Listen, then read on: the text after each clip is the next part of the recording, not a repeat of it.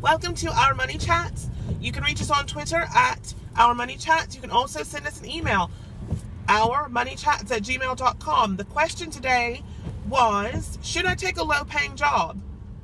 Ever. Should I just take a low-paying job if I want to do that type of work and they're not paying that much? Or if I want to go into a company that I love and they're not paying that much, should I take it? No, you should not.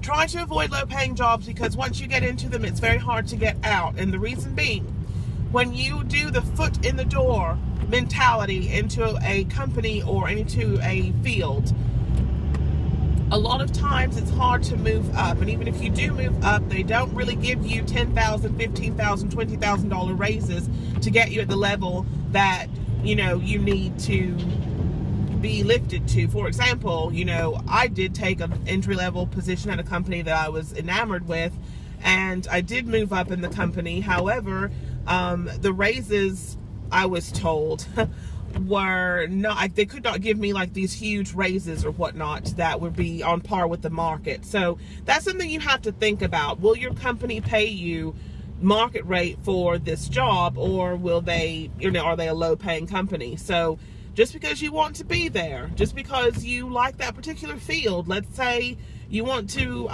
be a support person on a medical team.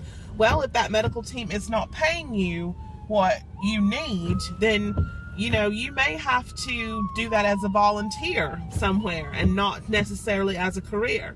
So think about those things when you're just so eager to take a job. The only time I would suggest doing that is if you have absolutely no income coming in whatsoever and you need a position and you're just taking what you can get. And even then, this is why it's so important for people to have a 6-month savings. If you have a job right now and you're working full-time, find a way to put money aside for savings. Because when these jobs fall apart, it's because they fall apart, things happen, you're going to need that cushion. And you're going to need it in situations where there is a low-paying job that's out there, and you need to be able to say no to that so that you can get the money that you actually need, versus wasting time at a job that's not paying you what you are worth or what the value of that particular job is or what you're bringing to the table. You take that job, you end up wasting time. You cannot walk off that job and go interview. It's very difficult to interview when you have to be at a job 9 to 5. What time are you going to do this? Does your job offer you PTO? Are you senior enough in the company to take time off leisurely? There's just too many factors that are dangerous within that. So do your very best not to take low-paying positions. Do your homework. Look and find out, how much is this job paying on the market? How much does it pay in another city? Not to say you need to move to another city, but just know what others are being paid in the same job that you do at various companies, so that you don't get lowballed into a bad situation. I see it happen all the time. It has happened to me. I've been a victim of it, and I got stuck in a situation for many, many years, and it hurt not just my wallet, but it hurt me with growth and being able to take on other projects, because I was still at a title that was not high enough and the salary wasn't high enough. So, aim high, do the best you can. It's a little tricky. There's a few more components to this. It's not just a matter of, oh, I'm not going to take this low-paying job, or I'm not going to take this low title or whatever.